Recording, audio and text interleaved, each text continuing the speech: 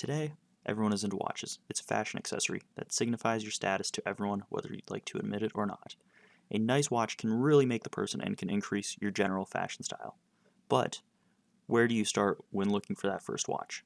Well, if you go to TikTok and other social media sites, the Tissot PRX is a popular choice that is loved by everyone because of its sporty looks, Swiss brand pedigree, and most importantly, its affordability.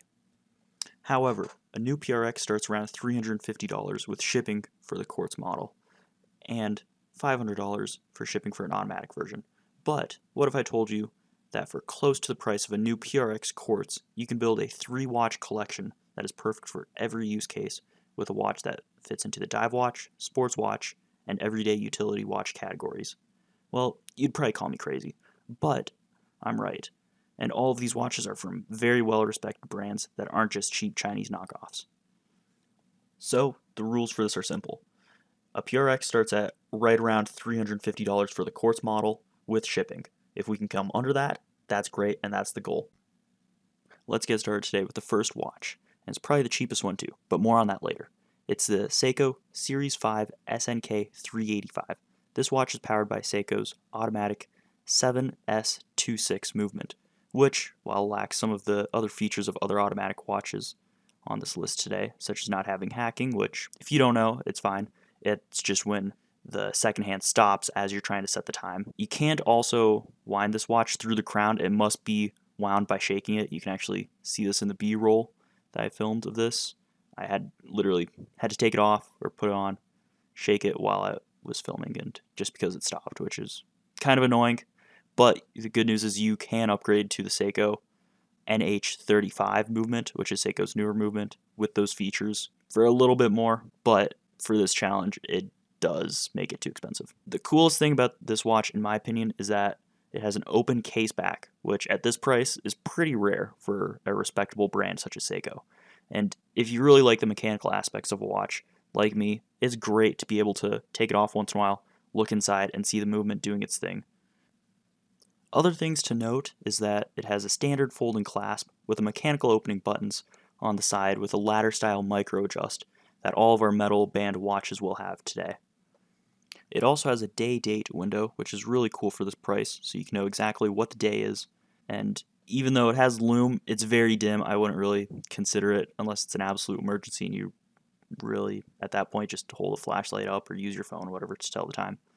It also has 100 feet of water resistance and a power reserve of 40 hours, but since you can't hand wind the watch due to the movement issue earlier, usually I get about 10 hours off my hand just because I'm not doing anything really physical with it on, just sitting at my desk or moving my hands around. So it's not getting that full wind that any other automatic watch does. My only real gripe with the watch is how it looks sometimes, with the chrome bits on the bracelet looking a little too gaudy under certain lights for my taste. But I think if this was just brushed steel, it would look a lot better. However, for the price of $104 when purchased on Joma Shop, not sponsored by the way, I just like them for buying new watches, this frequently goes on sale, and at the time of writing this, it's $109. If the white dial doesn't suit you, you can get a black or blue dial for a 20 to 30 price increase. But I like white because it goes well with other watches on this list. Now that we have a sports watch, next we need a dive watch that, even if you're not doing scuba diving, is going to look great with its iconic blue and red color scheme. That's right, it's the Orient Mako 2 Pepsi bezel.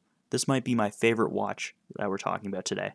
I purchased it for about $154 on sale, which is a great value that references the iconic Rolex Pepsi GMT while giving it its own spin by only making 1/4 of the watch bezel red, with the rest having a deep blue that matches the deep blue found on the dial. For $154, this watch looks 3 times that, which is pretty close. The MSRP of it is originally $465, which is a lot closer to a quartz PRX and is closer to an automatic PRX. While it's not a high beats movement, it still is the smoothest watch today at 21,000 beats per hour, with a 40-hour power reserve that you can actually use as its hand winding compared to the non-hand winding Seiko. Also, with 660 feet of water resistance, you won't be able to dive down to the bottom of the Mariana Trench definitely, but you will be able to wear it while you're taking scuba diving lessons on your trip to Hawaii. I also must say that I definitely like the bracelet a lot more compared to the Seiko, with it being a Rolex style oyster kind of bracelet, which when compared to the real oyster bracelet from a Rolex Datejust, looks really good for what is 3% of the price compared to what I paid for my Datejust. The clasp itself is also very high quality with a folding style clasp with Orient embossed into the metal, giving you 4 sets of micro adjustments, and feels very high quality when taking on and off with a solid weight to the watch. Overall, this might be the best dive watch for the price, considering how often it goes on sale, with Joma Shop having it currently for $185. But I bet if you wait till Black Friday, it'll swing around to $150 again. I really can't understate the classiness of this watch and how it adds a splash of color that the Seiko does not, and really goes with everything, whether it's a t-shirt and shorts or a suit. If you're wearing a suit, just make sure you have enough space in the cuffs because it is a dive watch and it's a little bit chunky, but not as chunky as the last and final watch on this list. It's probably the most popular watch on this list and needs no introduction. It's the G-Shock Casio, which, while I bought mine used, you can easily find the resin version of this watch for under $100 brand new on places like eBay. Just make sure that the watch is legit.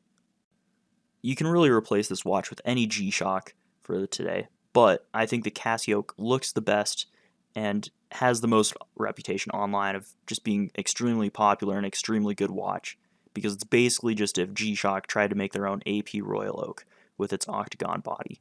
As you can see, my Casio has the metal body and the resin bracelet, which, unless you find something like mine, which is used with scratches in the metal, it's going to set you over the budget of this goal. But if you gotta have something new, you can get the resin version, which is just as good, with slightly less premium feeling in my experience, for about $80 or so.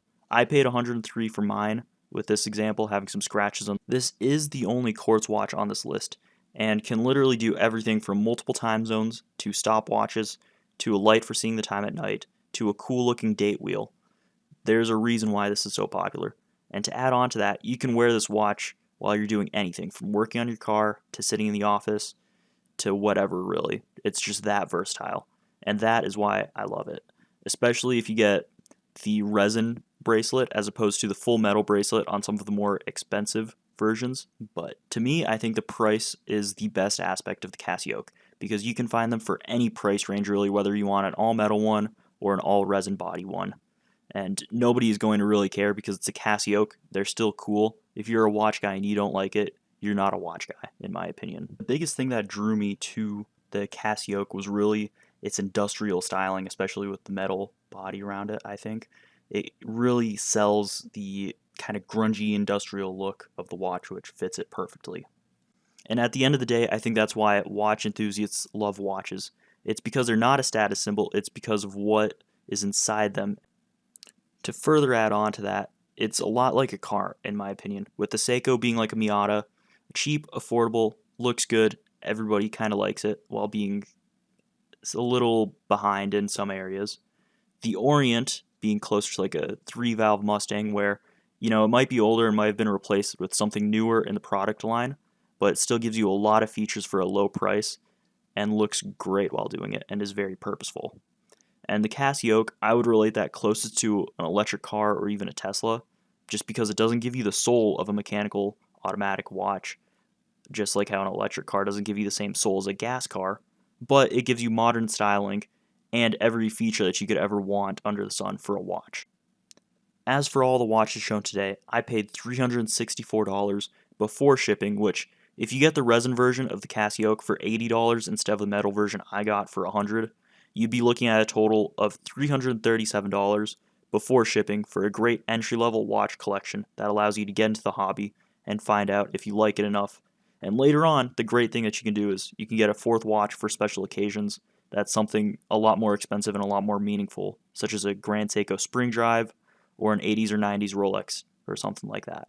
Whatever else you really like, you can really use this as a diving off point for any other type of watch that you can get. You can even look into micro brands or just browse r/watch exchange for any other kind of watches that you like, and have a revolving window of watches that you can just keep these 3 as a daily wear. In fact, that's exactly what I do. This is my personal collection that I have accumulated over the past 3 years, with just recently a Rolex Datejust 1622 filling that 4th spot. And it's because I love watches and because of their mechanicalness that they don't really have a view of a status symbol in my mind. They're just like a cool hobby to me, really. But please tell me what you think about this video. Please like and subscribe for more watch and car content in the future.